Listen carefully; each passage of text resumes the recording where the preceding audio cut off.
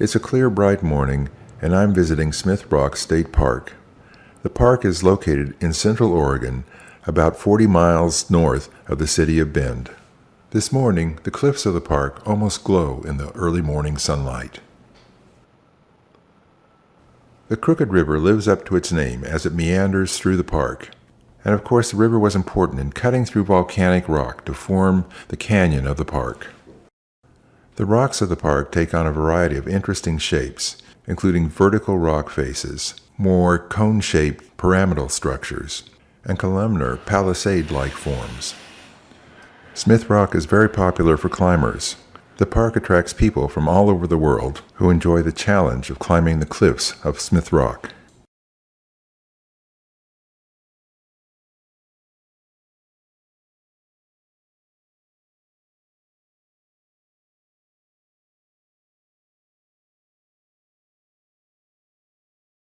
After arriving at the park entrance, I parked my van and headed out on foot for the Rimrock Trail.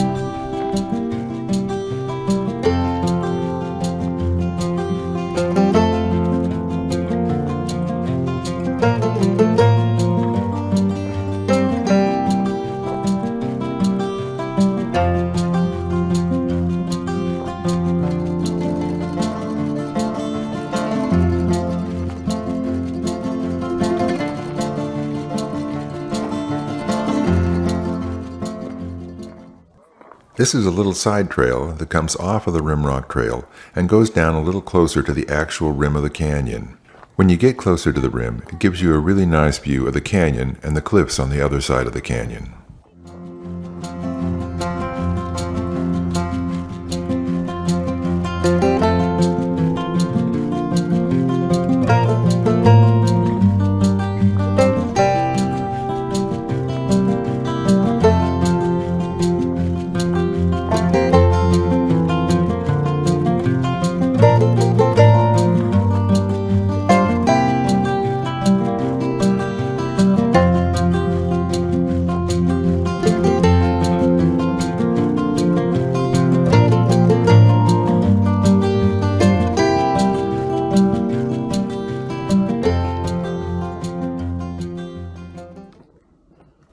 I've now arrived at the trail that goes down into the canyon and leads to a bridge that crosses the Crooked River.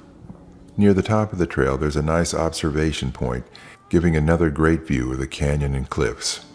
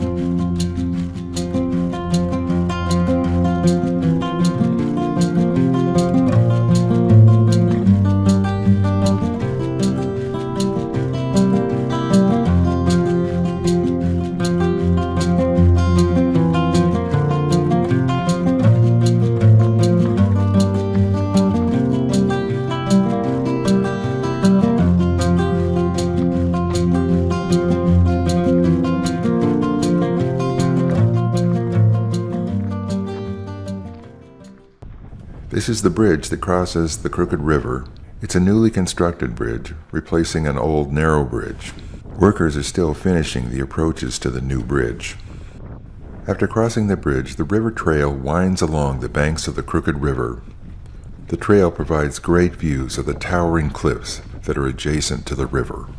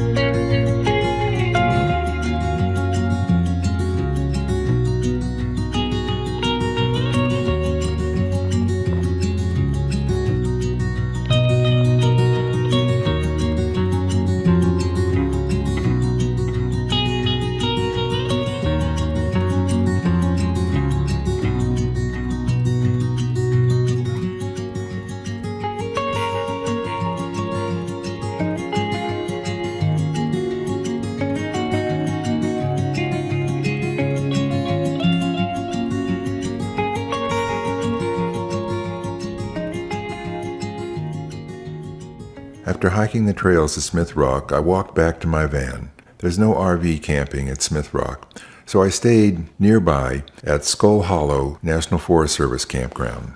It's only about a 15 or 20 minute drive from Smith Rock State Park. The campground is located in a high desert landscape of juniper trees and dried shrubs and grasses. There's no drinking water available at the campground. Although the campsites are well separated because of the open landscape, there's relatively little privacy.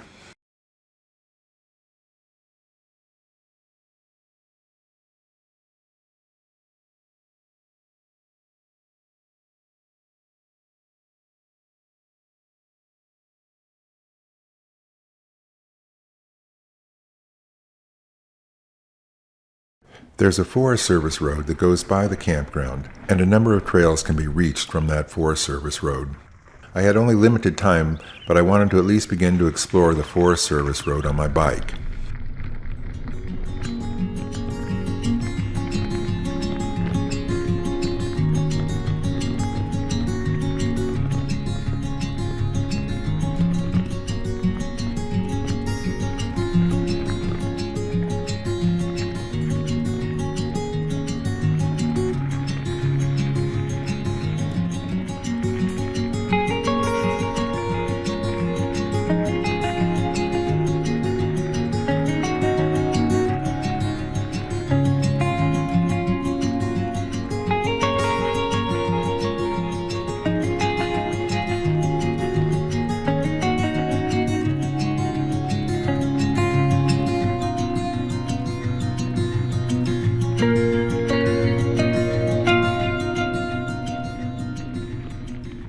This is right at the entrance to the campground, and on the left, National Forest Service Road 5710 heads into the low hills adjacent to the campground.